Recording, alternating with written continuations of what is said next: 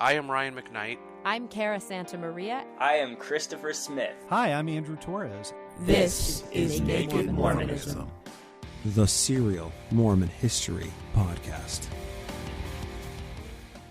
We've spent the last, dozen or so episodes focusing almost exclusively on Joseph Smith and the historical timeline through May and June of 1844.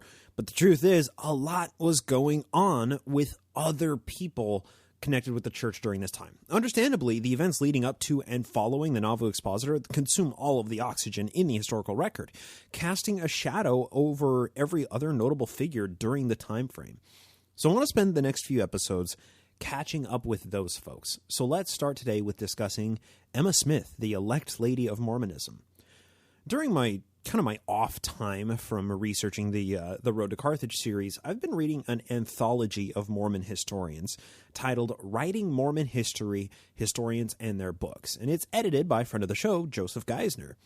This book is a compilation of essays from many of the most notable Mormon historians of the past 5 decades, telling the stories of how their seminal works came to fruition.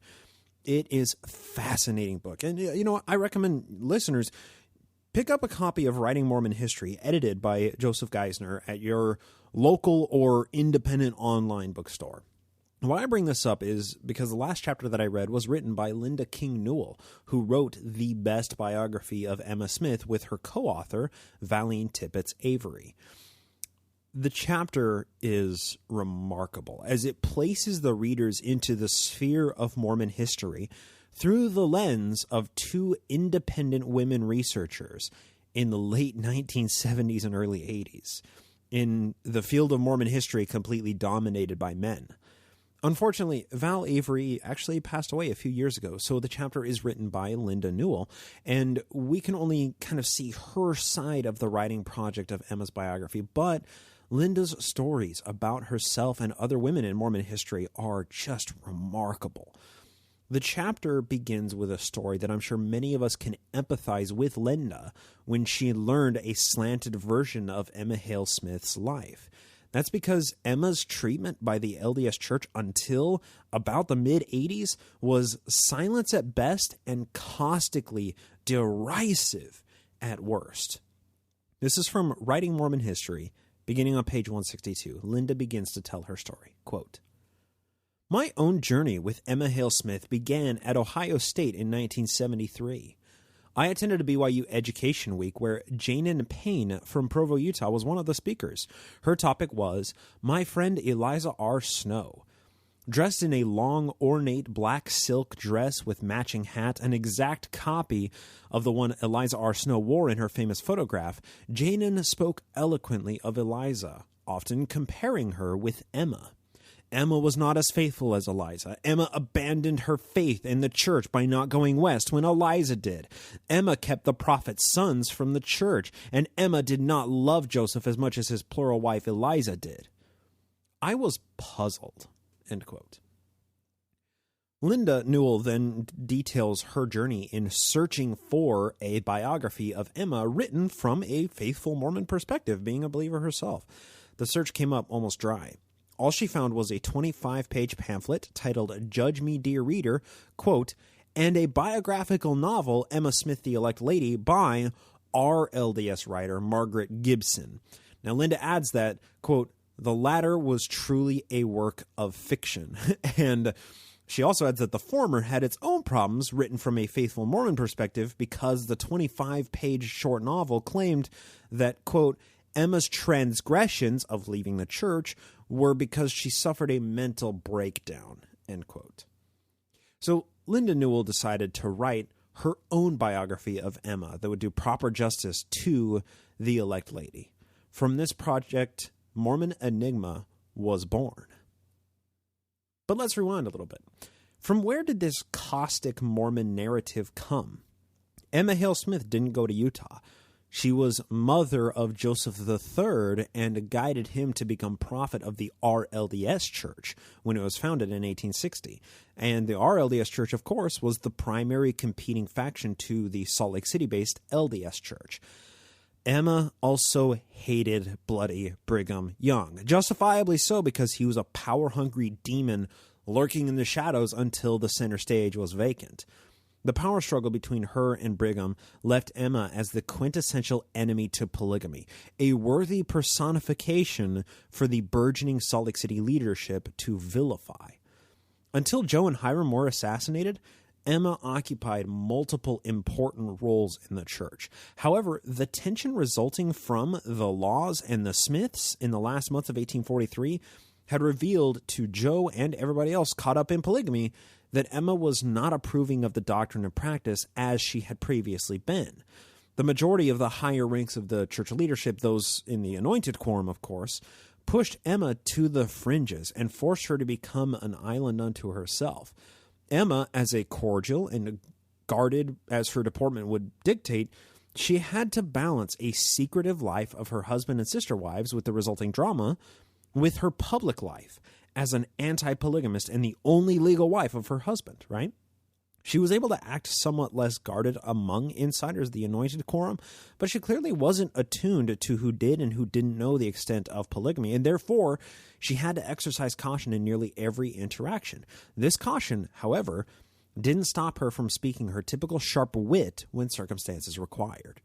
Speaking of the autumn to winter of 1843, Newell and Avery describe this balancing act in their biography of Emma Hale Smith, Mormon Enigma. Quote, Emma and Joseph maintained an outwardly warm and loving relationship in spite of the tension. Joseph remarked to William Phelps that he had a kind, a provident wife who would load the table with good things to eat until the sight destroyed his appetite, when all he had asked her for was a little bread and milk. Emma came into the room in time to hear William Phelps say, "You must do as Bonaparte did, have a little table just large enough for the victuals you want yourself." With tact born of experience, Emma replied, "Mr. Smith is a bigger man than Bonaparte. He can never eat without his friends." "That is the wisest thing I ever heard you say," Joseph commented. End quote. Another reminiscence from Benjamin F. Johnson describes where Emma fell in the hierarchy of wives in the prophet's life, obviously a major source of tension in theirs and all other religious polygamist marriages. Quote, in 1903, Benjamin F. Johnson reminisced about a Sunday morning in Joseph's home. Quoting Benjamin F. Johnson, "Two of Emma's children came to him just from their mother, all so nice, bright, and sweet. Joseph turned to his guest, 'Benjamin, look at these children. How could I help loving their mother? If necessary, I would go to hell for such a woman.' Benjamin added, although at the time he had in the mansion other wives younger and apparently more brilliant, yet Emma, the wife of his youth, to me appeared the queen of his heart and of his home." End quote. You see, Emma was fighting a constant battle. She was clearly fed up with polygamy and her husband's overactive libido influencing other men in the community to practice polygamy as well. Whether by virtue of the position of the leaders in the Relief Society being her sister wives, or something about her general opposition to polygamy, or maybe it had to do with Emma seeking distractions from the chaotic life in Nauvoo and escaping the drama, her role as the president of the Relief Society began to shrink. The issue with Jane and William Law and the Smiths, that seemed to have been a breaking point for Emma. Now, it is notable that a contemporary expose written by Joseph H. Jackson, there's that horrible anti-Mormon name again, Joseph H. Jackson claims there was a couple's swing facilitated between the Laws and the Smiths, and that Emma desired that, quote, sweet little man, end quote, William Law for herself, while Joe was clearly gunning for Jane Law. Now, multiple denials from William Law and Emma cast Jackson's assertion into question, as well as Jackson's just kind of general lack of trustworthiness. And of course, patrons of the show can listen along to all of his exposés in our latest installment of the Nemo Book Club at patreon.com/nakedmormonism. Whether or not the deal happened, this couples swap deal, whether or not it happened and it was mutually agreed to, whether it maybe something happened there and we're not sure the details, or whether it was all fabricated, historical record isn't clear, but there's really a lot of smoke for there not to be a fire. Whatever happened, the result is unquestionable. The laws defected from the church, and Emma was pushed further from the inner circles of the criminal empire, at least at face value. Beginning at the top of chapter 12 of Mormon Enigma, quote, "Although Emma's open opposition to plural marriage had ceased since receiving her second anointing," yeah, psychedelics will do that to you. Yeah, but I digress. "The presence of some of Joseph's young wives under her roof nagged at her. She continued to confront Joseph with the issue. Emily Partridge was the only plural wife who recounted the events. She said that interviews with Joseph, her sister, that's Eliza Partridge, herself, and Emma occurred frequently." Now quoting Emily. "She sent for us one day to come to her room. Joseph was present, looking like a martyr. Emma said some very hard things. Joseph should give us up or blood would flow. She would rather her blood would run pure than this polluted in this manner." Back to Mormon Enigma. "Emily did not precisely say that Emma threatened suicide, but perhaps Joseph's fear that Emma had reached the point of taking such a drastic step prompted his final confrontation. Emily felt indignant towards Joseph for submitting to Emma. His countenance was the perfect picture of despair." Emily wrote, "Emma insisted that we should promise to break our marriage covenants that we had made before God. Joseph asked her if we had made the promise she required, if she would cease to trouble us and not persist in our marrying someone else. She made the promise. Joseph came to us and shook hands with us, and the understanding was that all was ended between us. I, for one, meant to keep this promise I was forced to make." End quote. So, Emily and Eliza Partridge are really crucial actors in this conflict raging about polygamy inside the walls of the Nauvoo mansion. The Partridge sisters had essentially become the adopted daughters of the Smiths since Edward Partyboy Partridge had passed away in May of 1840. Nearly 4 years they were living in the Nauvoo mansion, or the Nauvoo homestead, with the Smiths. Emily's journal survived the trek west. Eliza's journal she burned because it was, quote-unquote, too full. In many ways, the Partridge sisters were merely a microcosm of the larger issues in Nauvoo, but Emma held some sway over what happened in her own home, even if it was much harder for her to control the larger, growing polygamist movement in Nauvoo with all of its attendant heartbreak, troubles, and, let's be honest, abuse. So after this confrontation, Emily and Eliza went downstairs. They were followed soon by Joseph, who then talked with Emily alone, continuing in Mormon Enigma, quote, "How do you feel, Emily?" "I feel as anybody would under the circumstances." "You know my hands are tied," Joseph responded. Emily said he looked as if he would sink into the earth. Her heart was melted and her anger left, but before she had time to speak, Joseph was gone. Emma entered as he went out. "Emily, what did Joseph say to you?" she asked. "He asked me how I felt." "You might as well tell me," Emma said. "I am determined that a stop shall be put to these things, and I want you to tell me what he says to you." "I shall not tell you," Emily retorted. "He can say what he pleases to me, and I shall not report it to you.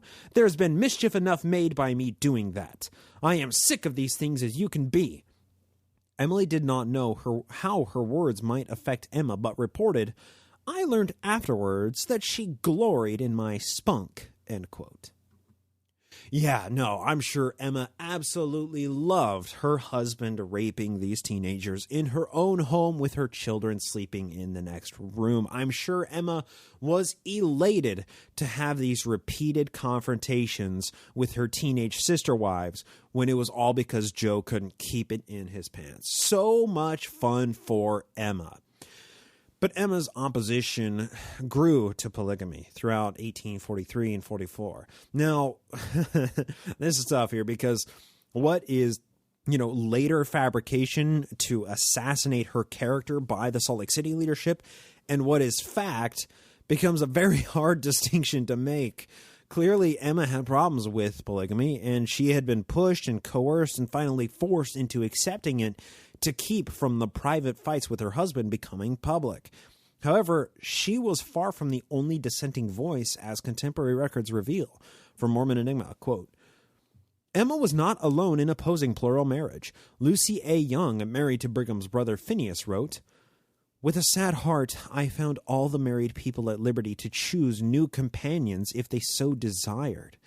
There was marrying and giving in marriage, for the first wife was expected to give others to her husband unless she rebelled as I did. There were queens and queens of queens in those days, but I lost my queenship by not giving my husband the women he desired, but he got them all the same.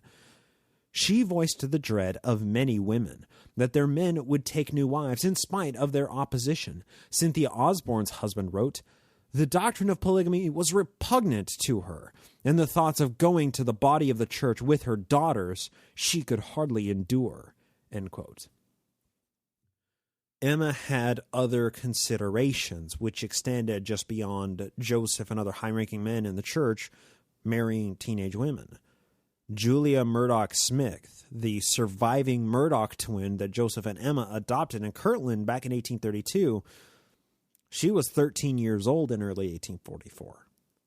How long could Emma keep her adopted daughter safe from Joe giving away this eldest daughter to Bloody Brigham Young or to Father Newell K. Whitney or Heber the Creeper Kimball? Now, whether or not Emma knew about Helen Mar Kimball, the 14-year-old that Joseph Smith had married, who was now 15 in 1844, or any of the other teenagers that Joe was raping, it wouldn't be long before Julia Murdoch Smith was, in the context of the time, prime property for the prophet to trade to one of his boys for some generous favor. But it wasn't just Julia Murdoch Smith. How long before Joseph III, who was now 11 years old in 1844, would be taught about polygamy and be expected to follow his father's footsteps? It really shouldn't be any wonder that Emma denied polygamy even on her deathbed. In the mid-1970s, Linda Newell's search for the end-all biography of Emma Smith came up disappointing because, simply put, no historian had ever ventured to write a book-length biography of Emma Hale Smith Bideman from a serious academic perspective. So, Linda Newell resolved to get in touch with her friend Valeen Tippets Avery and have a serious conversation about writing the greatest biography of Emma Hale that had ever been written. Now, just like it's impossible to talk about the history of policing in America without talking about racism, Linda and Val pretty quickly understood that it's impossible to talk about Emma without confronting the practice of polygamy head on. The fact that Joseph Smith had more wives than Emma is a generally agreed upon consensus of nearly every historian because the evidence is so overwhelming. But in the late 1970s, when they just began doing this research, those conclusions being published could get members excommunicated from the church. It wasn't until very recently that the church provided an official statement in the form of the Gospel Topics essay about Joseph Smith's polygamy. That was in 2013. Prior to this, the church simply allowed members to teach whatever they will without issuing, accurate Mormon history concerning the subject in any lesson manual. And prior to that, the church openly taught that polygamy only happened in Utah and that Joseph Smith had only one wife. Into this realm of institutional denialism and vastly ignorant membership, Val and Linda took to the task of writing Emma's biography. And Linda tells us how challenging it was to even begin the project. Quote, "There were no books, articles, or conference talks about her. I found only the occasional references to her as Joseph's wife, the first president of the Relief Society, or the recipient of the Elect Lady revelation. The Elect Lady had virtually been written out of LDS history." End quote. So along with discovering just how little there was about Emma in official or even unofficial church publications, a small victory signaled a pattern which would plague the authorship process of the biography from that point forward. Quote, "Val and I would eventually write the first article about Emma Hale Smith for an LDS church publication in 115 years. We were delighted, even though Correlation, the LDS committee assigned to standardize all publications, redacted the original manuscript to where the Ensign published a piece half the size we submitted." End quote. This was a harbinger of what was to come. Emma Smith's role as president of the Relief Society placed her in a really unique position of power in Nauvoo. Now, while the reasons for forming the Relief Society were to provide relief to the construction committees of the church who were working on the temple and various other city projects, the Relief Society's role quickly expanded from making clothing and providing meals to the workers to policing conduct of women in the city. The inevitable result of practicing clandestine polygamy guaranteed conversation among members of the Relief Society. From conversations grow rumors and gossip. From rumors and gossip eventually grow affidavits and allegations. Emma's counselors and secretary were all engaged in the practice. 2 of those 3 women were her sister wives. The first meetings of the Relief Society were devoted to fellowship of women in the city and providing support for them, particularly those who were left home while their husbands were on missions for the prophet. Now, the first meeting of the Relief Society on March 17, 1842, carried some ambiguous language by Emma. Quote, President E. Smith then arose and proceeded to make appropriate remarks on the object of the society, its duties to others, also its relative duties to each other, these, to seek out and relieve the distressed, that each member should be ambitious to do good, that the members should deal frankly with each other, to watch over the morals and be very careful of the character and reputation of the members of the institution, etc. End quote. From the very first meeting, Emma organized the Relief Society to contain self-policing measures to ensure that public perceptions remained that the object of the society is for charitable purposes. That's a quote. It was the very first meeting where Emma began with a speech, quote, and said that measures to promote union in this society must be carefully attended to, that every member should be held in full fellowship as a society hoped they would divest themselves of every jealousy and evil feeling toward each other, end quote. In this Victorian society where women were already commodified, introducing a religious, polygynous hierarchy into the mix only exacerbates the competition and jealousy among those candidate women.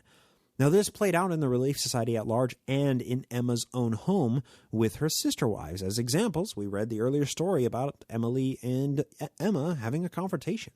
Now, I can only assume that Emma never wanted this role of policing polygamy in Nauvoo, but she slipped into the role out of necessity.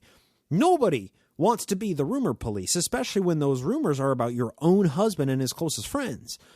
Emma's full-time job was dealing with the problems caused by her husband, and she was forced to do so in secret to keep from rumors becoming affidavits and legal allegations.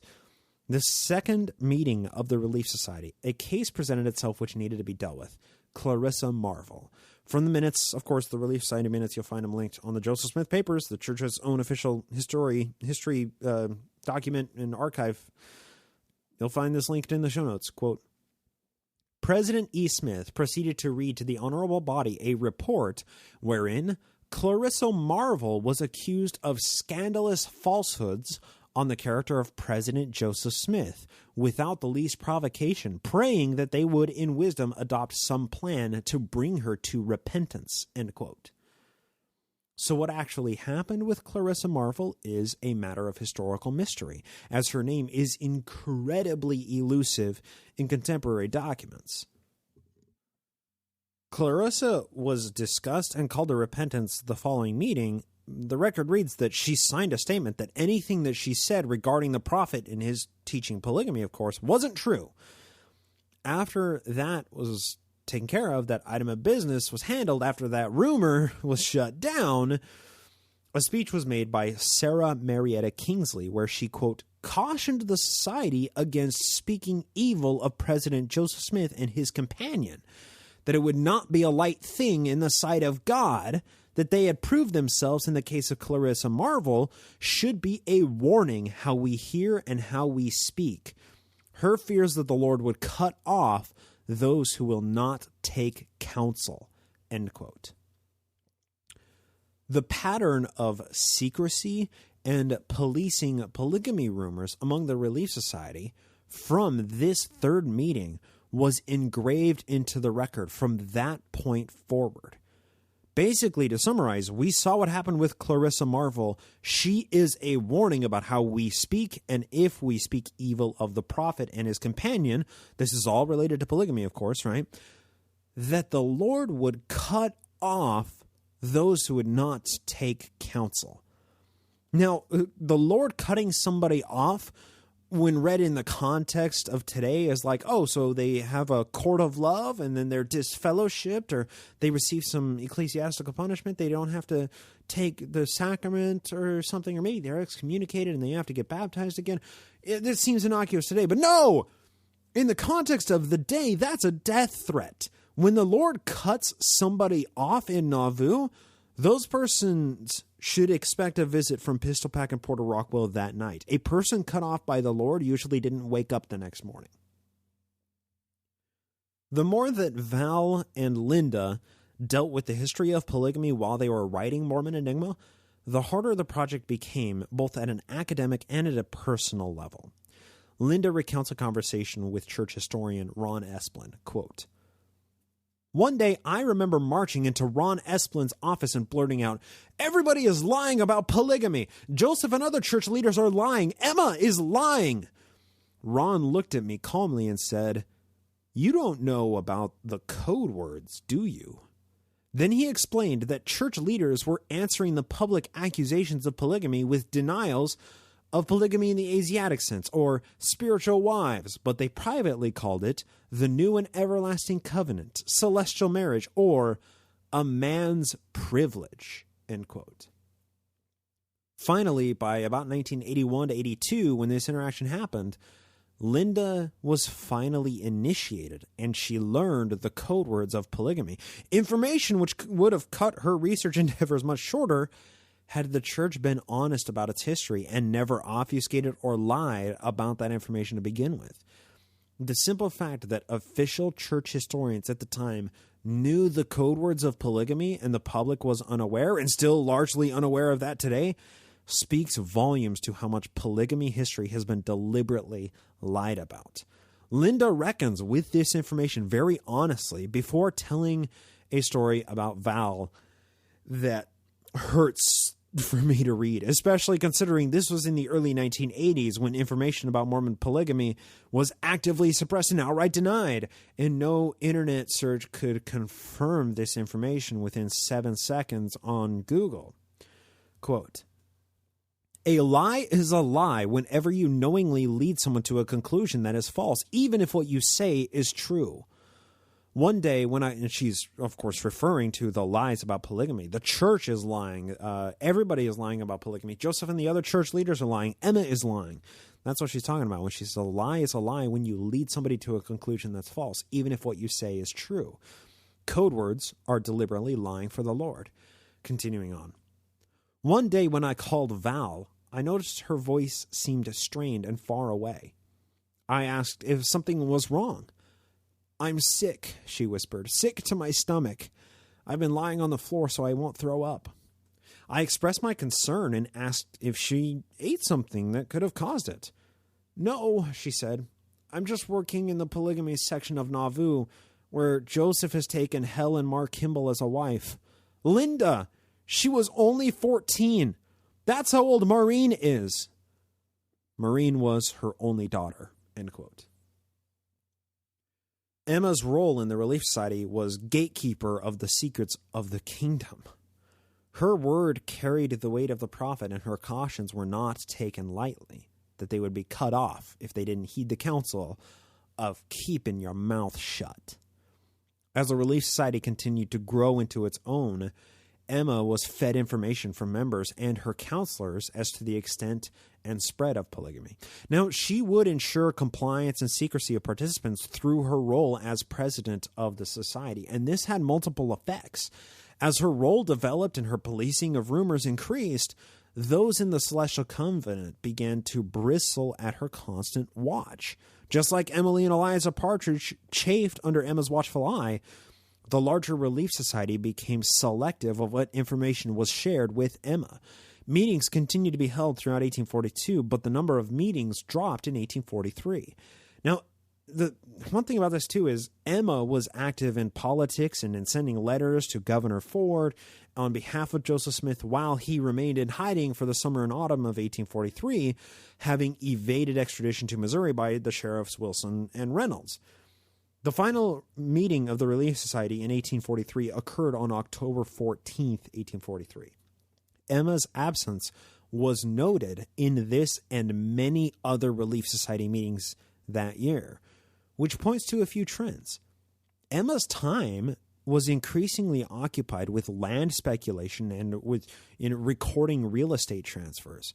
With the completion of the Nauvoo mansion, more visitors and larger crowds were expected to be fed and entertained. Sick children, often feeling ill herself, and other sundry and time-consuming affairs ate away Emma's ability to oversee the Relief Society and police polygamy rumors.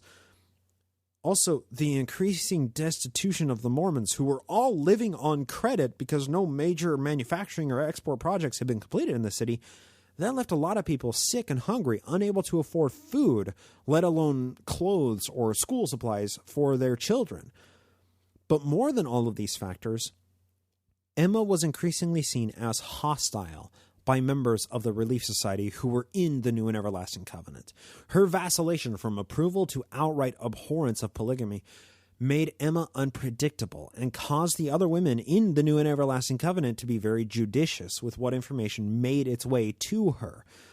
The Relief Society took a hiatus over the remainder of the autumn into the winter of 1843 to 44. During this period, Emma stood her ground with Joe and demanded that he remove his other wives from living in the Nauvoo mansion. So arrangements were made, and the Partridge sisters, the Lawrence sisters, and Jane Manning James were transferred to other homes to live away from Joe's grasp and away from Emma's watchful eye. Concomitant with this purging of Joe's younger cohabiting wives was a precipitous drop in new wives for the prophet. While other men in the city took more wives under the direction and approval of Joe at this time, he himself didn't take any new wives in 1844. Now, to what extent Joe was finally acquiescing to Emma's feelings or just trying to keep peace in the home, or maybe he was just more successful at keeping his newest marriages secretive, we don't know. Because the cloud of secrecy surrounding polygamy, especially in 1844, makes it so hard to know the facts. Now, it is notable, though, that Emma's role in Nauvoo was far more than just regulating or obstructing polygamy or keeping a lid on the rumors. While so much conversation about Emma in Nauvoo was focused on polygamy, her time was chiefly occupied by many other affairs, almost exclusively financial affairs. Joseph Smith wasn't much for keeping records, so the messes that he made left Emma constantly scrambling to make sense of Joe's complicated web of financial dealings and land contracts. When Joe was liquidating his assets in order to file for bankruptcy back in July to October of 1842, he transferred an insane amount of land to Emma and his kids, leaving Emma as one of the richest women in America at the time, without nearly any documentation to back it up. A single document from July 12, 1843, listed 28 city blocks of Nauvoo in Emma's possession. Her personal name is listed on at least 79 other property transfers in just the years from 1841 to 43. And those are just the documents that survived. So it's at least 79, but who knows how many other land transfers she had her hands in. And it's safe to say that basically no other woman in America was this active in real estate speculation at this time. Notably as well, those are merely the deeds and land records that survived, right? We don't know the scope and extent of Emma's land contracts and other financial dealings. We also don't know exactly how often she traveled to St. Louis to buy supplies for the Red Brick Store and to bring stuff in for manufacturing and for the other artistic and other manufacturing stuff that was going on in Nauvoo. We just don't know what was taking up a lot of her time that made it so she was absent for the majority of Relief Society meetings in 1843. While writing Mormon Enigma, Val and Linda, during the 1970s to 80s, were both independent scholars, and both had only ever written college-level essays before, never a full-length book. Both were housewives in an era where working women were seen as an enemy to the nuclear family, from the religious perspective, right? And female scholars were almost completely absent from the realm of Mormon history academia, with only a few notable exceptions. Jill Mulvey, later Jill Durr, Lavina Fielding Anderson, Maureen Beecher. I mean, there are so few of them, right? But both Val and Avery, however, would go on after Mormon Enigma was published to be presidents of the Mormon History Association. They'd give dozens of lectures and submit a handful of papers to various journals and conferences, especially during the 9-year writing period of Mormon Enigma. Now, remarkably, Val and Linda self-funded the research. During this journey, Linda and Val met with Maureen Ursenbach Beecher, the foremost historian on Eliza R. Snow, who was in the process of writing her seminal biography of Eliza, when these three women met. And they discussed how the church would react to the coming book on Emma that Val and Linda were writing. Quote, "We asked Maureen if she thought our book might cause a negative reaction with church leaders. She thought a moment and then said, 'No, I don't think so. There is a new, more open climate now with Leonard Arrington as church historian, but I would be prepared if I were you.'" End quote. Signals began to emerge about the church disliking this little research project that Val and Linda were doing, particularly because of polygamy and their candid scholarly approach to the subject through the lens of Emma Smith.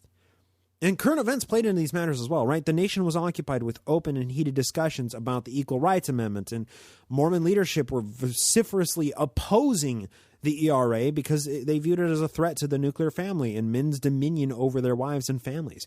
As women's role in society was growing to an extent never seen in America before the early 1980s, both Val and Linda were invited to speak at firesides and speak at sacrament meetings about Emma, with mixed results.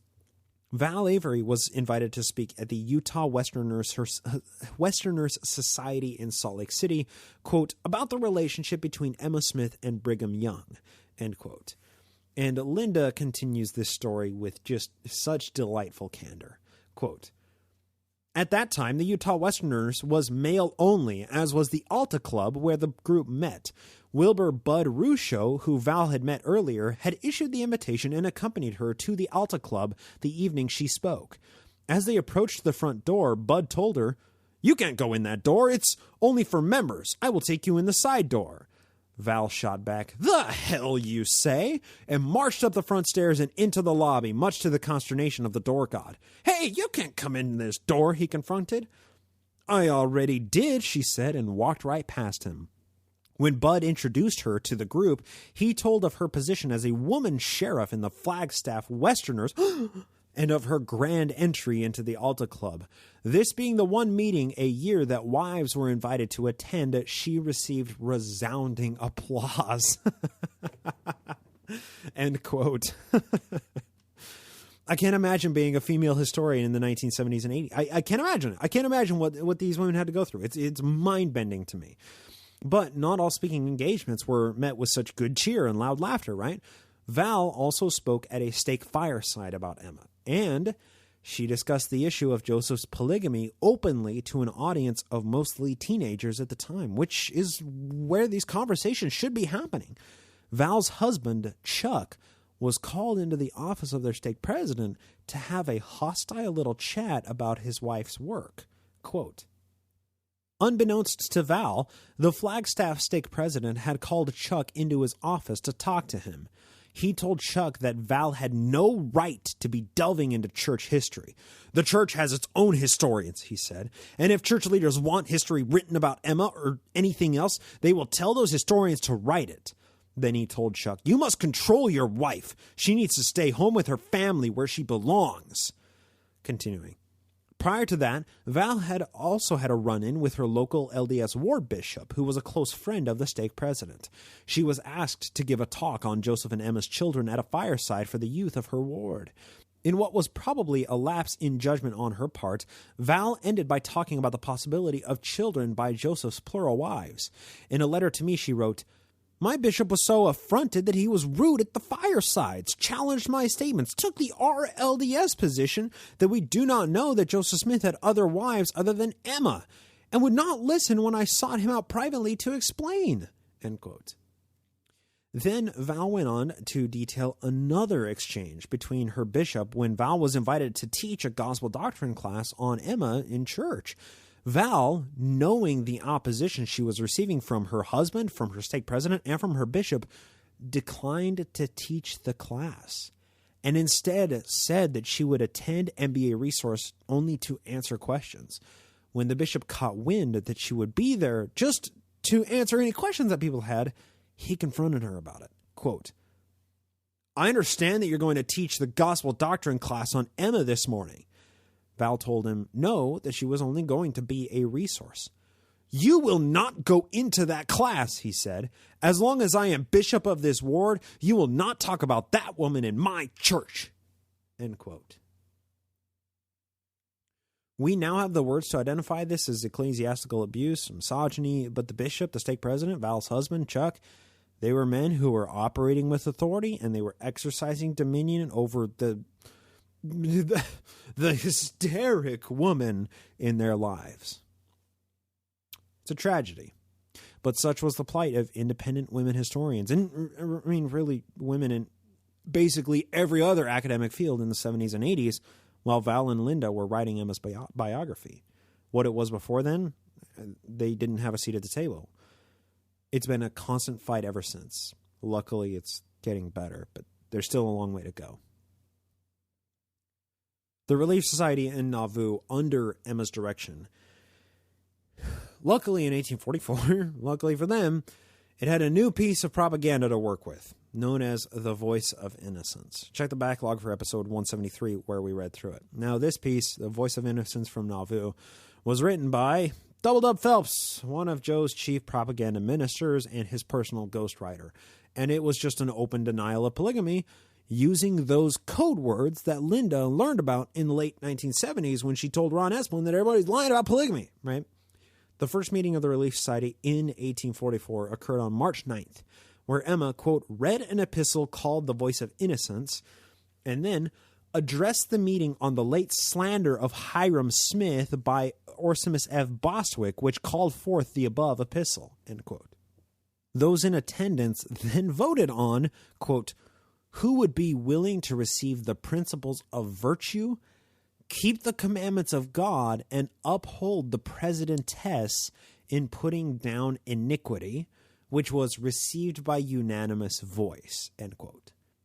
As Hyrum sidekick Abiff Smith had been accused of teaching and practicing polygamy by Orsimus Bostwick, and the Warsaw Signal had published Buckeye's lamentation for one of more wives in early 1844, it was clear to Emma and the Relief Society counselors that keeping polygamy under wraps was increasingly becoming a challenge.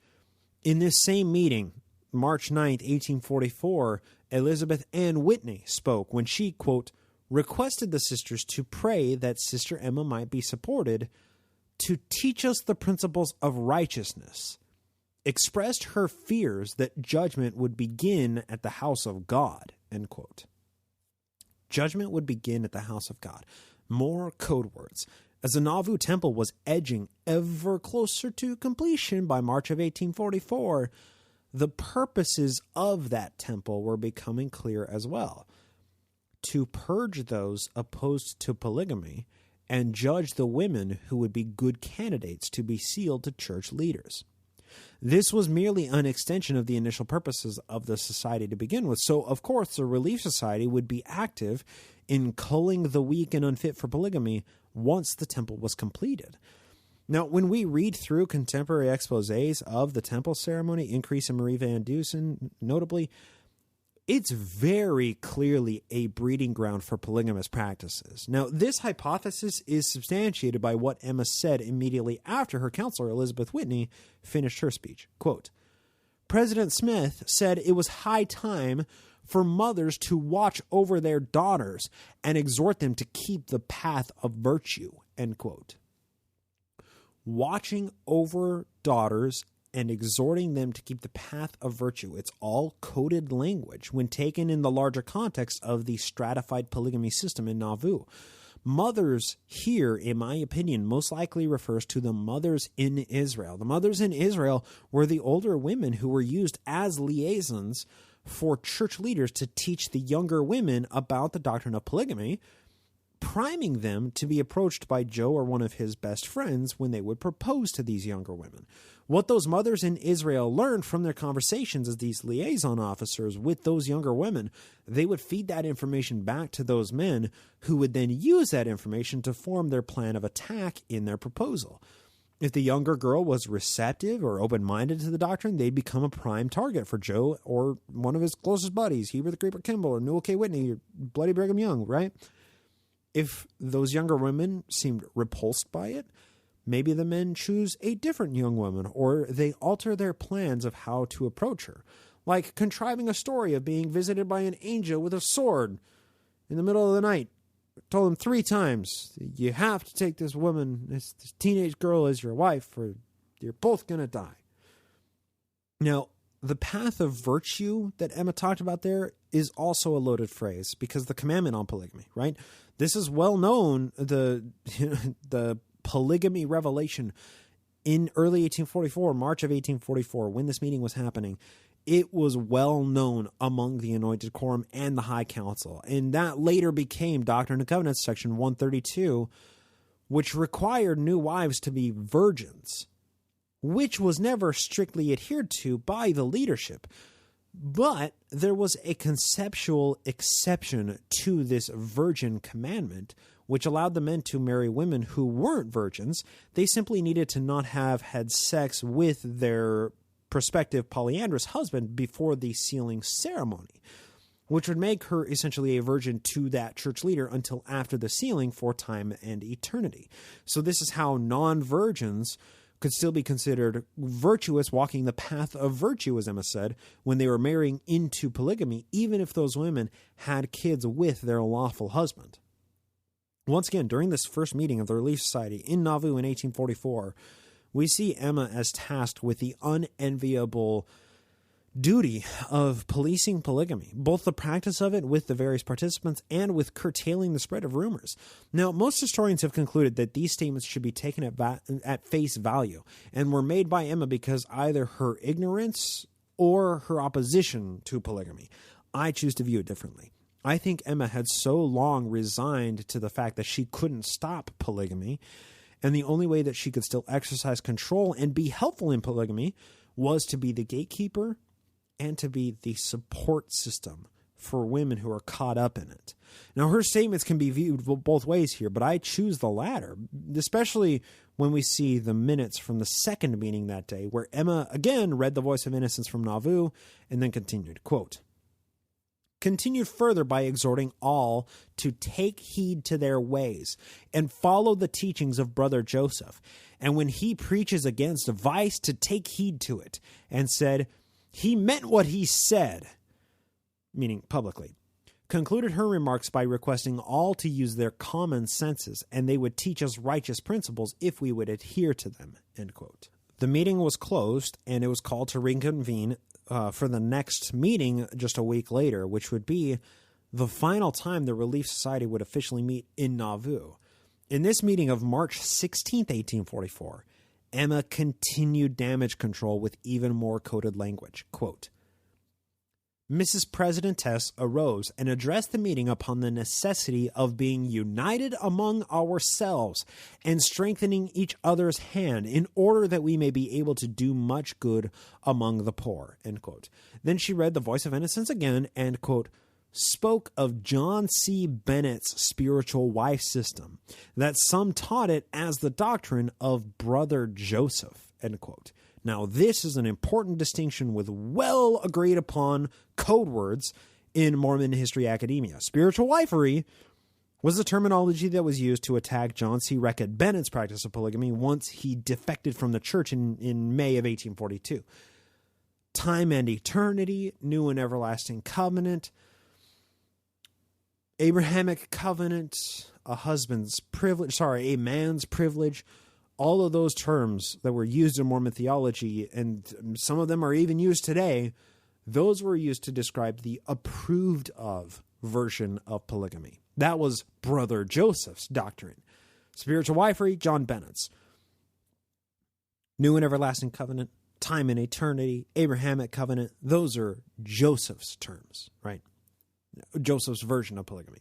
See, when we look back on it, it's only semantics and code words used to publicly deny polygamy while continuing to secretly practice it. As Linda said, a lie is a lie when you deliberately lead somebody to a conclusion that is false, even if the words that you say are true. So the meeting on this March 16th, 1844, it adjourned for lunch and they returned at 1 o'clock when Emma took the stand again. And what it looks like to me anyway, determine who would be willing to join polygamy with a public display. Quote, President Emma Smith desired none should lift their hand or voice to adopt the principles unless they were willing to maintain their integrity through time and eternity.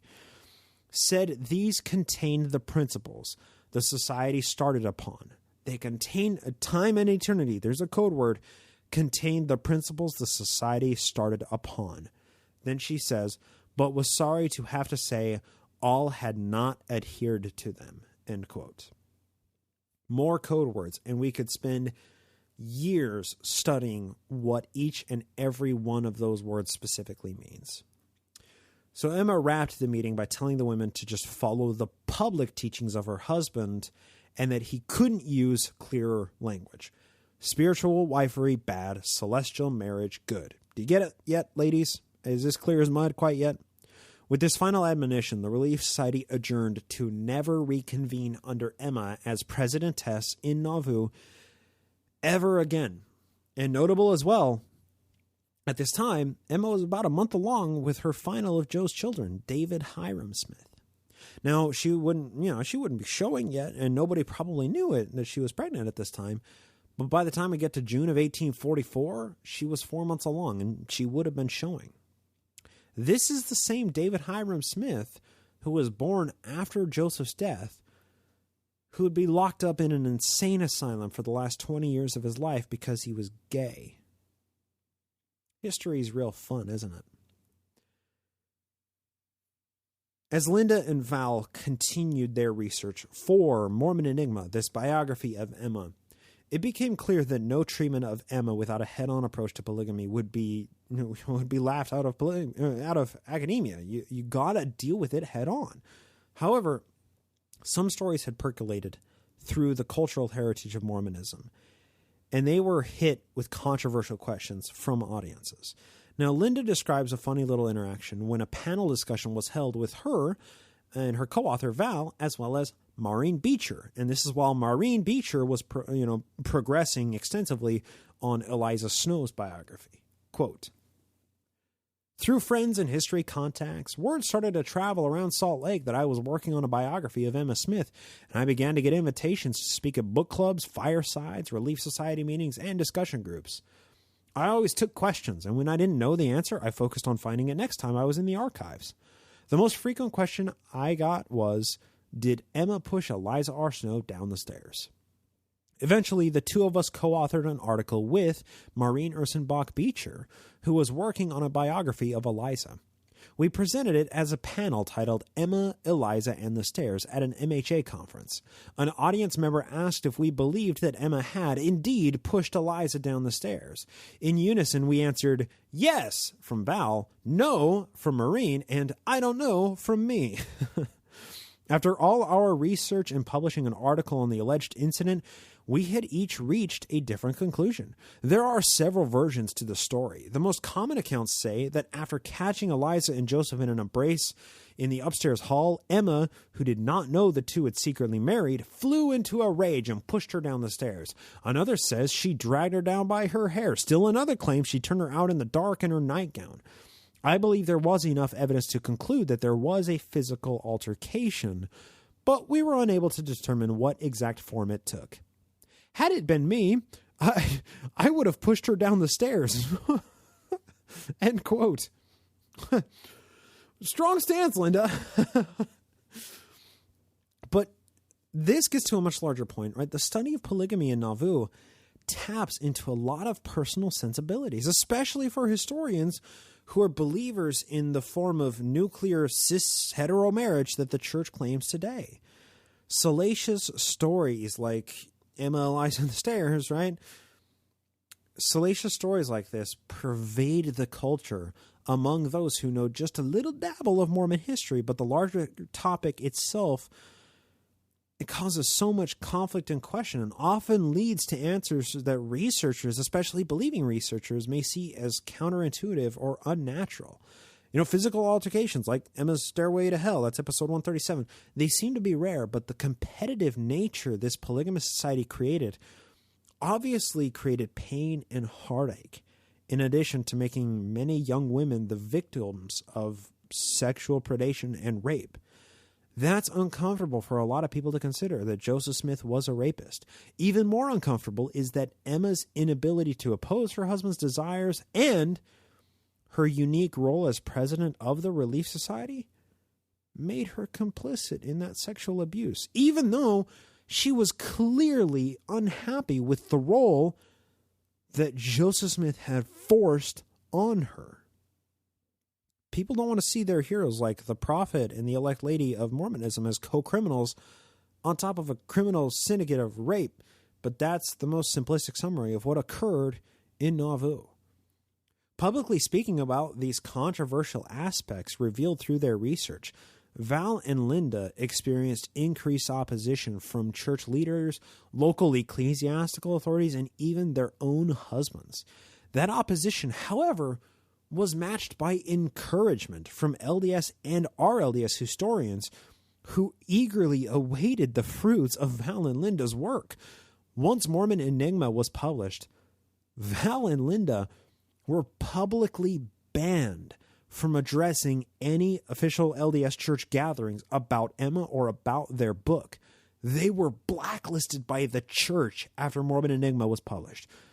But they remained in good standing with the church by obeying these orders, so they weren't excommunicated. However, the Streisand effect played a huge role, and in the second edition of their book, which is sitting on my lap with margins full of notes here, reads this in the introduction, quote, "But the book offended the leadership of the LDS Church in Utah.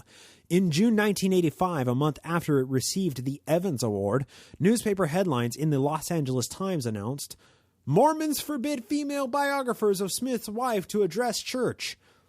We were prohibited from speaking about any aspects of religious or church history in any LDS church-related meeting or institution. Church leaders took this action without reading the book in its entirety or informing us of their decision, and it remained in effect over 10 months. In the wake of the national publicity caused by the ban, the sales of the book tripled, but the church's speaking ban was detrimental to all concerned. It took its toll on us, our families, and on the public perception of the church itself." End quote. Only a week after the ban was lifted did the Mormon History Association name Val Avery as their president-elect in 1986. Now, what that says about the Mormon History Association and the church in the mid-1980s, I'm not sure, so take that how you will. Simply put, the church can only control independent researchers so much. Val and Linda funded their research themselves, whether that was hiring a typist in the days before computers and word processing programs, or their trips to historic sites and to archives, or their thousands of pages of copied archives, or their long-distance phone calls that became a point of contention with their spouses. It was all their project, and everything was under their control, much to the church's chagrin. If the church can't control what people publish, they'll control what the public thinks about what's published. If that doesn't work, They will control what the public thinks about the people who published it in the first place. Emma Smith's role in the weeks prior to Joseph and Hyrum's deaths have cast her into a category of a hysterical woman who had a mental breakdown by those who blame her for Joe and Hyrum's deaths. We can never forget that for all of her public opposition to polygamy and her role in the RLDS Church and raising her son to be the prophet of the RLDS Church, Emma became the victim of a vicious and complete character assassination campaign by the Utah leadership. Emma's real story is so terribly obscured by this coordinated propaganda campaign that the contemporary leadership were able to effectively blame Emma for Joe and Hyrum's deaths. As Val and Linda put it in Mormon Enigma, albeit in very gentle terms, quote, "Details of Emma's role in the events during the next few days," that's June 12th to 28th, 1844, "are critical." That's the time period we've been discussing for the last 12 episodes, right? June 12th to June 28th. "Are critical to understanding later accusations leveled at her. When Brigham Young and other leaders tried to reconstruct this period, they relied on reminiscences in which Emma's actions were often interpreted unfavorably," end quote. I find Val and Linda, the way that they wrote that paragraph, are too generous to the LDS leadership here, possibly owing to their belief in the church and their good standing when they were writing this, right? Brigham and the LDS leadership outright lied about Emma's role in order to vilify and blame her for the assassinations of Joseph and Hyrum. Now, these deliberate and calculated lies about her actions cloud the historical record, and they make it very challenging to determine fact from propaganda. And they did it to minimize her role and power of the RLDS Church during Bloody Brigham's reign.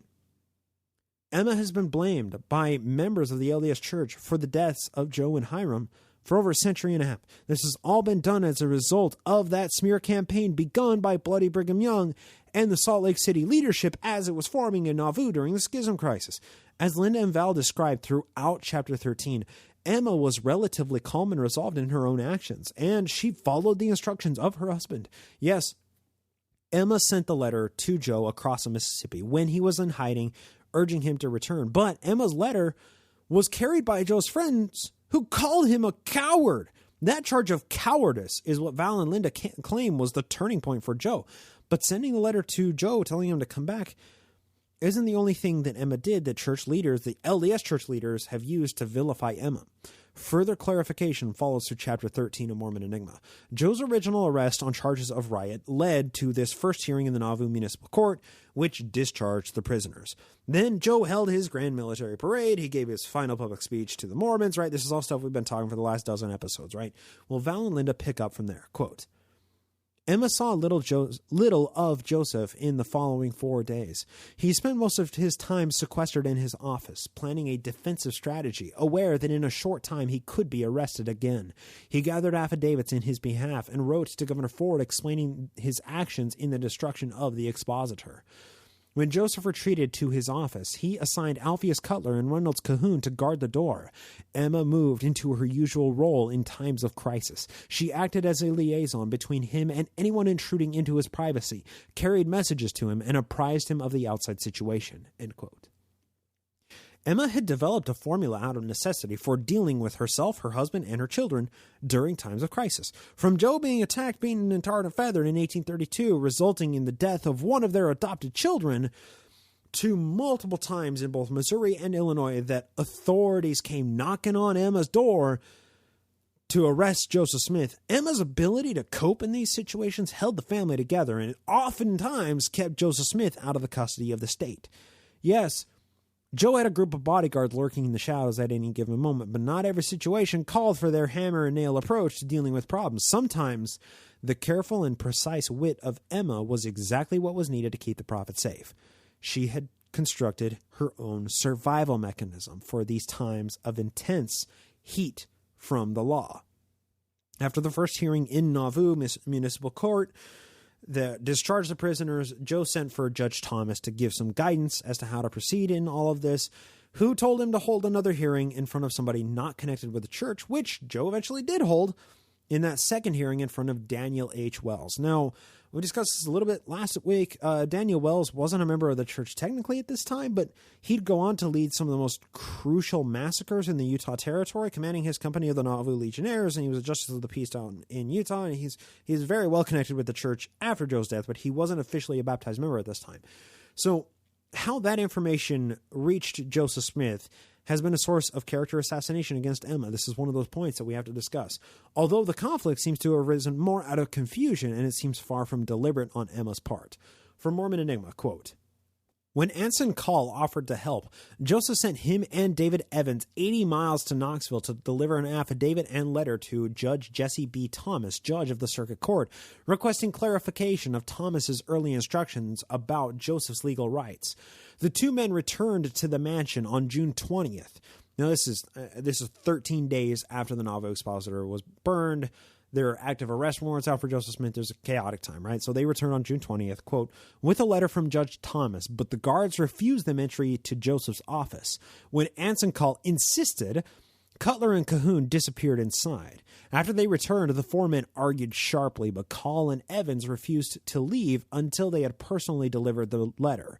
A few minutes later, Lorenzo Wasson appeared and said Emma would see them instead of Joseph. This is how it went. You have a letter for Joseph, haven't you? Emma asked. The two men agreed and said they insisted they see Joseph. Anson Call remembered that she used many arguments and persuasions, and we left the room and conciled together and concluded to give her the letter. Emma broke the seal and read the contents in the presence of the five men. Call later constructed the message from memory. This is the message from memory. This is from Judge Thomas to Joseph Smith. I find that you are mistaken in the instructions I gave you while at Nauvoo. Now, sir, I know of no course for you to pursue to answer the requirements of the law, but to suffer yourself to be taken by the officer holding the writ and go before the justice of the peace who issued the same and have an investigation of the matter. It is the officer's duty to protect you. Back to Mormon Enigma. Call and Evans left the mansion harboring the notion that Emma acted without Joseph's authority. In his autobiography, written years later, Anson Call suggested that because Willard Richards did not remember seeing the letter from Judge Thomas, Emma did not give it to Joseph. Characteristically, Emma was steady in a crisis. Undoubtedly, she gave Joseph the letter. He probably gave it a glance, but chose not to give himself up. End quote. Emma not delivering this letter from Judge Thomas to Joseph Smith has been a source of controversy, which helped the Salt Lake City leadership pin his death on Emma. It was Judge Thomas's letter that told Joe that the first hearing that he held in the Nauvoo Municipal Court wasn't good enough, and he had to hold the second hearing before Daniel H. Wells, and it was this second letter that we just discussed which told Joe to just give himself up, which he didn't do for another 5 days after receiving it, really pushing Governor Ford's buttons and everybody's buttons, causing all of the militias to gather force and steam in Carthage. On June 20th, when he received that letter, the militia in Carthage was barely more than 500 dudes. 5 days later, it was over 1,300 guys, all wanting to kill the guy, all wanting to kill Joseph Smith, right? So whether or not Joseph Smith read the letter and whether or not Emma gave him the letter, that's a matter of conjecture, which means it's one ambiguity in the weeks between the expositor destruction and the Carthage that the Salt Lake City leadership used to vilify Emma. Another action of Emma's used to vilify her is an issue with the horses. See, Joe and Hyrum wanted their horses brought to them by Pistol Pack and Porter when they were hiding across the Mississippi and they were refusing Governor Ford's orders to surrender. They wanted their horses so they could begin their journey across the plains to Mexico on the other side of the Rockies, with the Mormons soon to follow. Continuing a Mormon Enigma from page 186. Quote, not long after Rockwell left Emma's door, Stephen Markham came and explained that Joseph wanted him to dismiss the legion before dawn, so anyone coming from Carthage would not know they were under arms, meaning martial law. Markham was also to send Joseph's and Hyrum's horses across the river on the 8 o'clock boat Sunday morning. Markham had gone home after disbanding the legion the night before and apparently overslept because it was 9 o'clock when he appeared at the mansion. He should have had the horses on the boat an hour earlier. he found the barn door locked with the horses inside. It was locked for a good reason. The night before, a posse had ridden into Nauvoo to look for Joseph, promising they would return. Emma saw that no unauthorized person could get to Joseph's horses. In the confusion of his departure, Joseph had given conflicting orders. He had told Porter Rockwell to take the horses across that evening under the cover of darkness. Since Rockwell had delivered Joseph's letter before Markham arrived, Emma no doubt knew the horses were to leave that night and refused to give Markham the key, which, he said, was in her pocket. When he threatened to chop the door down, Emma told him, "You may go and deliver yourself up and rest contented that they will get the horses," end quote. So Joseph left conflicting orders about when the horses are supposed to come over, whether Stephen Markham was supposed to send them over on the ferry at 8 o'clock on Sunday morning, or whether Pistolpack and Porter Rockwell was supposed to bring them over the Mississippi on the ferry that next night. But Emma gets blamed. Joe had also sent an order to Emma that she was to depart for Ohio and head for Washington, D.C. Now, whether he would join his wife in meeting with the president, or he expected her to meet with President John Tyler on his behalf while he and Hyrum were crossing the plains towards Mexico, that's still a matter of historical controversy. There are a lot of different plans, a lot of different directions here, and it's really hard to put ourselves in the mind of Joseph Smith from June 20th to 25th, 1844. Now, Joseph Smith expected her answer to his order the same night while the remaining leadership in Nauvoo were weighing the balance of Joe turning himself in with what might happen if he didn't turn himself in. Mormon Enigma, quote, "At Markham's departure, Reynolds Cahoon and Hyrum Kimball headed toward the mansion house. They met Wandle Mace and his brother in the street near Emma's home. Kimball and Cahoon were, quote, very much excited and thought it was absolutely necessary that Joseph should return. Mace related in his journal, "If Joseph don't come back, the governor will put the city under martial law, and then nothing can be brought into the city, neither can anything be taken out. And then what will all our property be worth?" Wandle Mace countered, "We should not, for the sake of a little property, be so selfish as to push Joseph into the very jaws of death." Cahoon and Kimball turned towards the mansion. The Mace brothers watched them stop outside the gate, absorbed in conversation. "We both felt the impression that they were going to persuade Sister Emma, Joseph's wife, to write to him and prevail on him to return. This feeling came upon us so forcibly we were uneasy," end quote. Like it's the still small voice telling them that Emma's going to try and persuade Joseph to cross back over the Mississippi and head to surrender and head to his death. That's what happens when history is written after it actually happens. From these later reminiscences, right, accusations were drawn up by the Salt Lake City leadership that Emma's success in prevailing on Joseph to return was what caused his martyrdom. And they call it a martyrdom instead of a gunfight that it really was, right? History goes to the victor, right? So the message was placed, the message that Emma wrote was placed in the hands of Porter Rockwell, who crossed the Mississippi and found Joe and Hyrum in Montrose, Iowa territory. Quote, "The four men reached Joseph at 1 o'clock the same afternoon on June 23rd. Joseph read Emma's letter, then handed it to Hyrum. 'I know my business,' he said, indicating that his course would be to leave, meaning to leave to head to the Rocky Mountains. Reynolds Cahoon snapped, 'You always said if the church would stick to you, you would stick to the church. Now trouble comes and you're the first to run?' Hyrum Kimball chimed in, and the two men called Joseph a coward, reminding him that if mobs destroyed their property, they would all be homeless. These were cutting words. 'If my life is of no value to my friends, it is of none to myself,' Joseph replied." End quote. It wasn't Emma's letter that convinced Joe to return. It was Hyrum Kimball and Reynolds Cahoon calling him a coward, and then Hyrum telling Joe that they should see this thing out, which caused Joe to say, "Let's cross back over the Mississippi and surrender." It's a myth that Emma was responsible for convincing Joe to return. Although her words in the letter probably did go some distance in convincing him, she doesn't bear the responsibility any more than Hyrum Kimball or Reynolds Cahoon and Hyrum Smith himself. Besides, it was Joe's actions which led to this whole situation anyway that required him to surrender on a written special order from the governor of Illinois. We can never forget that Joseph was at fault to begin with here, right? So now we get to the final myth that Emma is accused of for being responsible for Joe's death, the garments situation. Now, it's long been circulated that Emma convinced Joe to remove his garments before departing for Carthage, which would have protected him when the mob attacked if he had been wearing them. This is plain stupid for two reasons. First, the endowment garments at the time under Joseph Smith's direction, they were only worn during the ceremony itself. They weren't worn outside it. They weren't worn like underwear the way Mormons wear them today. Mormons wearing their sacred garments 24/7. That's a construct of Salt Lake City Mormonism, and that was never a practice during Joe's life. Second reason this is stupid, cloth underwear doesn't do anything to stop a bullet because, and I can't emphasize this enough, they aren't magic or made from Kevlar. Linda and Val dismantle this argument from top to bottom in one short paragraph in Mormon Enigma. Quote, Brigham Young later alleged that Emma had Joseph remove his garment of the priesthood before going to Carthage to give himself up the next morning. Since these garments worn by all members of the Endowment Council were seen as unspecified protection for the wearer, the insinuation is that Emma wished Joseph harm. 3 other accounts refute Young's statement. The most reliable of these took place in December 1845 in a Nauvoo temple meeting with 75 newly endowed men and women present.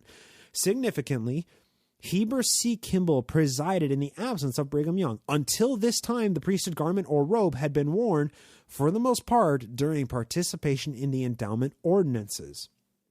After the death of Joseph Smith, minutes kept by William Clayton in the Nauvoo Temple show an increasing emphasis put on the now assumed protective power of the garment or robe, with the implication that members would be safe from physical harm if they wore it all the time. It was during a discussion of this nature that, quote, Elder John Taylor confirmed that Joseph and Hyrum and himself were without their robes in the jail at Carthage, while Dr. Richards had his on, but corrected the idea that some had that they had taken them off through fear. William Wines Phelps said Joseph told him one day about that time that he had laid aside his garment on account of the hot weather. Back to Mormon Enigma. Kimball ended the discussion by saying that word came to him and to all the 12 about that time to lay aside their garments and take them to pieces or cut them up so they could not be found, end quote. So, to summarize what Val and Linda said here is, it took more than a year for the apostles to inculcate into the members' minds the propaganda that they were supposed to wear their endowment garments all the time, and that they had some sort of protection, magic protection from physical harm, and that Joe wasn't wearing his because Emma told him not to when he died in Carthage. These were deliberate lies, and they were rewriting of history as it was, at the time that this was done in December 1845. That was, a year and a half from everybody's memories when that propaganda was crafted. Bloody Brigham is a terrible human being, and Emma was his punching bag.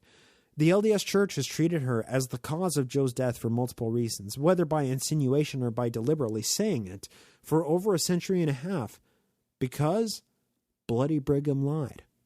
The prophet lied about something. Clutch my pearls. He lied about everything, and he only did it to serve his own interests in gaining more power. But we need to recognize that it was paramount for Brigham to minimize Emma and elevate his own authority, especially when we consider what happened when Joe returned to Nauvoo with his friends to say a final goodbye to his family the day before he surrendered to Governor Ford that same night, 5 nights to midnight on June 24th. This is from Mormon Enigma.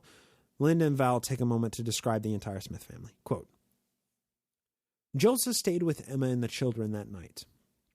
Julia, at 13, would never be a beauty, but her brown eyes and thick hair were assets. This book showing its age in the 1980s. She was a sensitive girl with a streak of daring and a sense of humor that endeared her to her father. At 8 years, blonde, blue-eyed Frederick looked more like his father than the others. 6-year-old Alexander resembled his mother in coloring and features, as did young Joseph. Young Joseph remembered being called into a large north room of the mansion, where his father gave him a blessing similar to the one he had received in the red brick store a year earlier, and said to the assembled group, quote, If anything should happen to me, this is quoting Joseph Smith, you will know who is to be my successor. This My son has been blessed and set apart and will in time succeed me. End quote.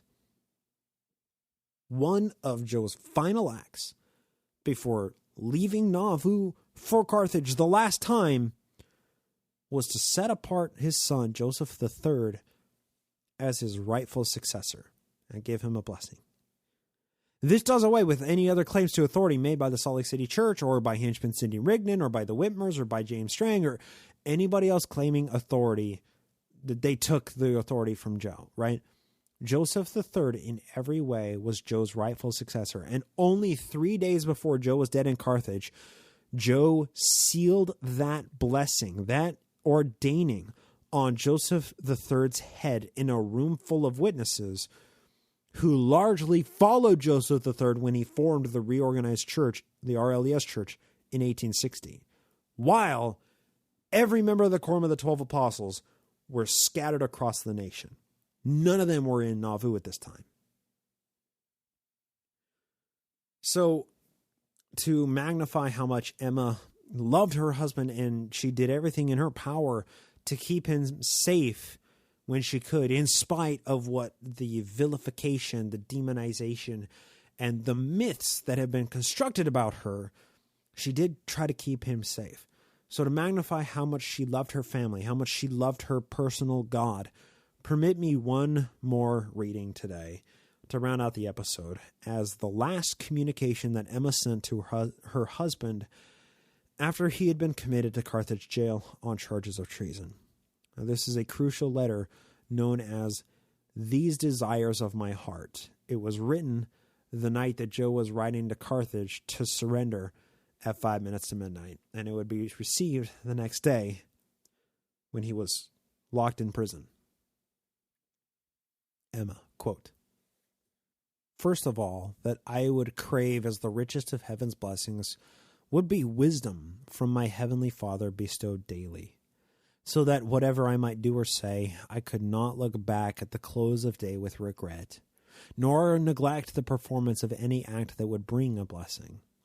I desire the Spirit of God to know and understand myself, that I desire a fruitful, active mind, that I may be able to comprehend the designs of God when revealed through his servants without doubting. I desire a spirit of discernment, which is one of the promised blessings of the Holy Ghost. I particularly desire wisdom to bring up all the children that are or may be committed to my charge in such a manner that they will be useful ornaments in the kingdom of God, and in the coming day arise up and call me blessed. I desire prudence, that I may not through ambition abuse my body and cause it to become prematurely old and careworn, but that I may wear a cheerful countenance, live to perform all the work that I covenanted to perform in the spirit world, and be a blessing to all who may in any wise need aught at my hands.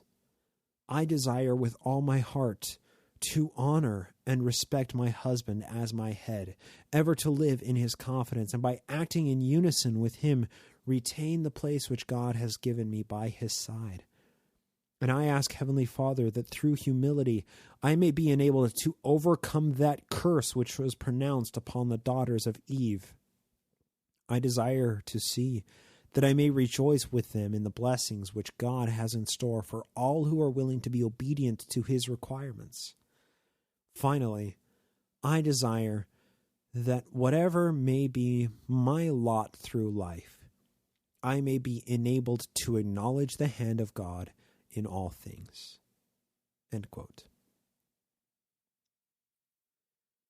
Emma had no way of knowing that this would be the last letter she would ever send to her husband.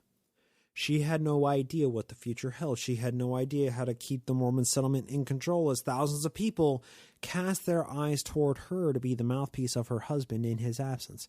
Emma had no way of controlling the overt and deliberate character assassination that she suffered after his death.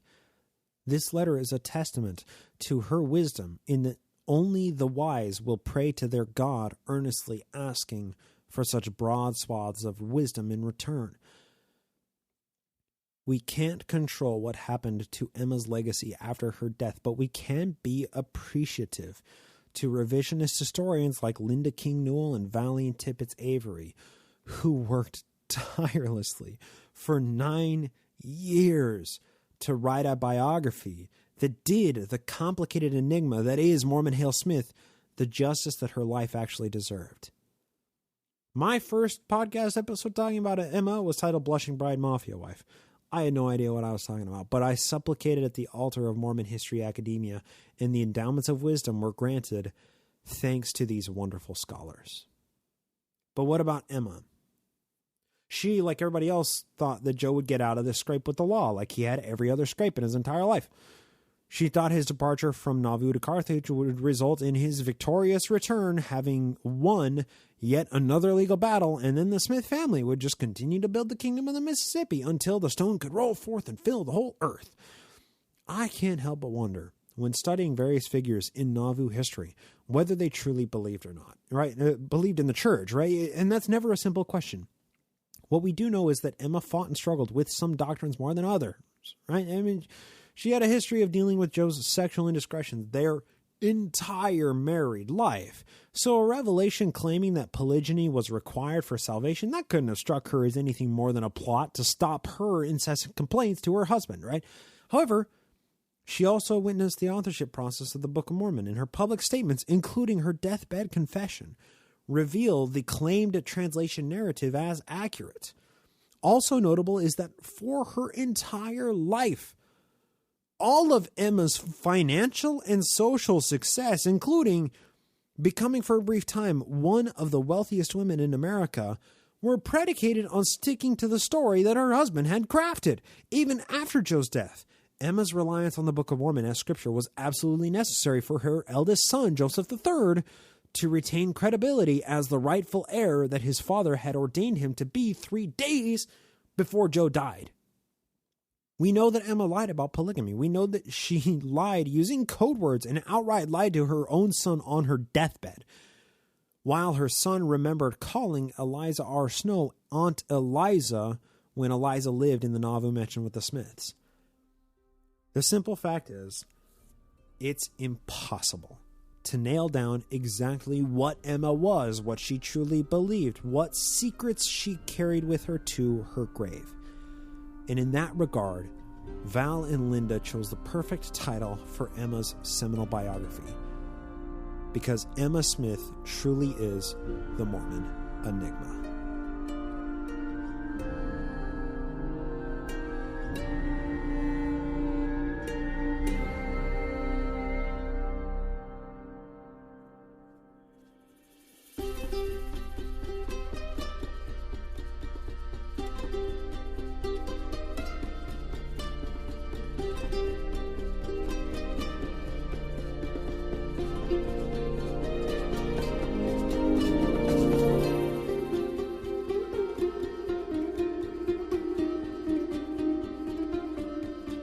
That'll do it for our main segment today. We have a few new patrons to thank over at patreon.com/Naked Mormonism. We got to catch up from the past 2 weeks. I neglected to mention our newest patrons on the last week's episode, but I mean, it was kind of a special sort of episode. Anyway, so newest patrons, we have a new very generous pledge from friend of the show, Tanner.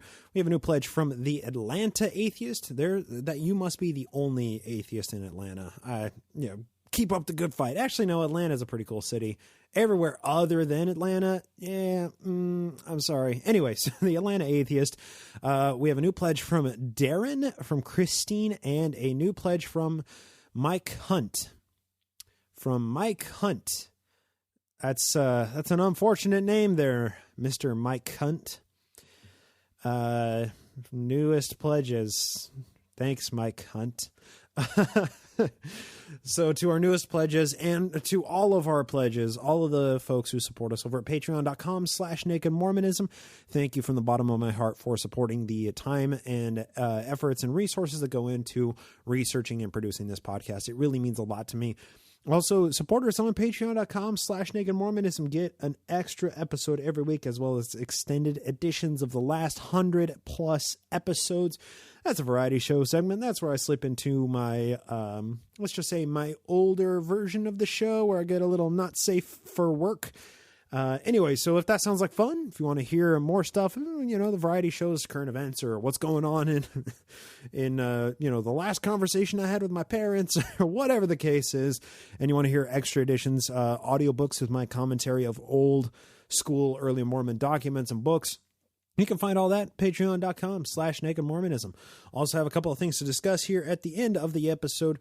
I want you to check the show notes this week for links to both of the books that were discussed in today's episode. And please buy those books, but please buy them from an independent retailer instead of feeding the monster that's taking over all commerce in this country right now. So we had Writing Mormon History, edited by Joseph H. Geisner. That's the anthology of Mormon historians and their books. And then we also have Mormon Enigma, the seminal biography of Emma Hale Smith, written by Val Avery and Linda Newell. Both fantastic books. I highly recommend you listen to those.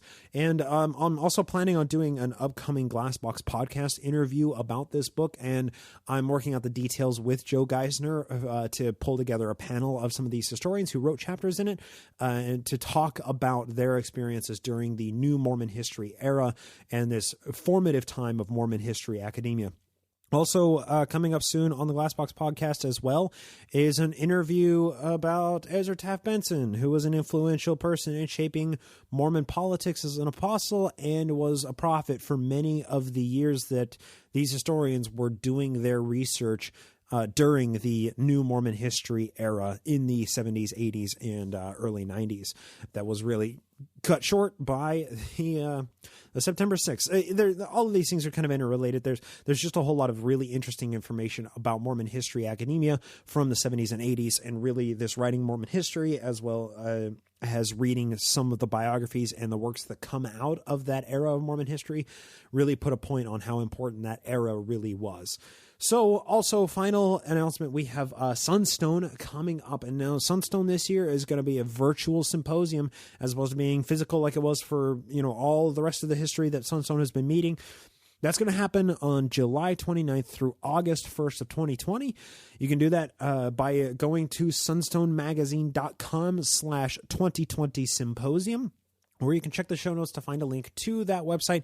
You find all the information, how to attend on the app and how to join and see the presentations, as well as do virtual hangouts.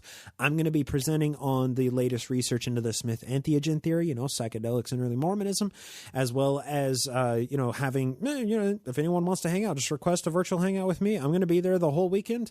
So it'd be really cool to hang out with you. If you want to come to the virtual Sunstone Symposium, you can attend Sunstone from your living room or from your office or from your couch on your phone. It's going to be a really interesting year to see how it all comes together. I'm really looking forward to it. Once again, July 29th through August 1st, 2020, Sunstone Symposium, the Mormon Con. It's the bomb.